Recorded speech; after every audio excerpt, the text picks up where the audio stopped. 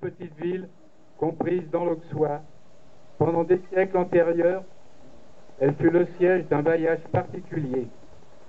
Puis, à la Révolution de 1789, elle devint le centre de l'administration d'un district du département de la Côte, et enfin plus tard, on l'a réduite à un simple lieu de canton de l'arrondissement de Beaune.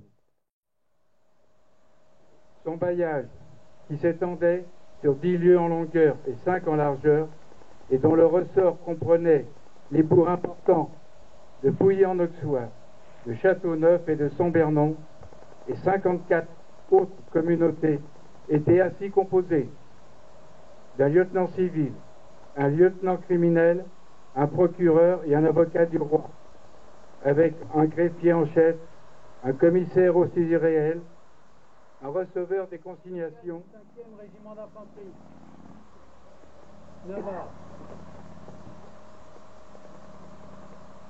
Mesdames et messieurs les maires, mesdames et messieurs les élus,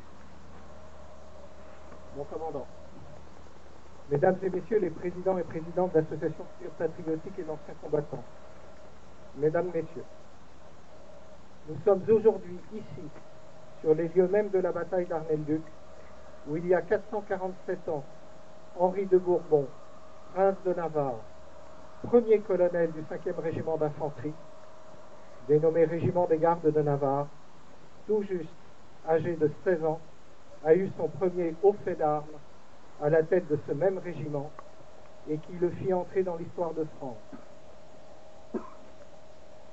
En effet, le futur Henri IV réussit le 27 juin 1570 avec 5000 hommes, 100 canons et 100 bagages, fatigué d'une longue marche de 8 mois, a forcé le passage, a forcé à la retraite les 12 000 soldats du maréchal de Cossé-Brissac, et qu'il va devenir, sans le savoir, le fondateur de la dynastie des Bourbons, qui règne toujours en Espagne et au Luxembourg.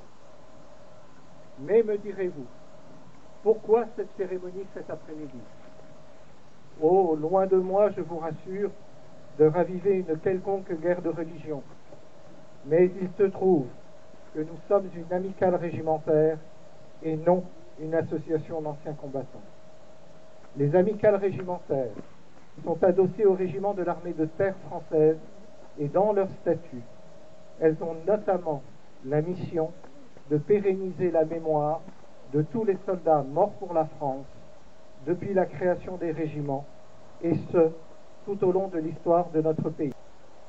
Oui, mesdames et messieurs, la cérémonie de ce jour est à elle seule la traduction évidente de ce que nous devons transmettre comme repère à notre jeunesse, la connaissance de l'histoire de son pays et la mémoire historique et culturelle du peuple français dans toute sa noblesse, dans toute sa grandeur. Vive le 5e régiment d'infanterie, vive Navarre sans peur, vive Henri IV, vive la France.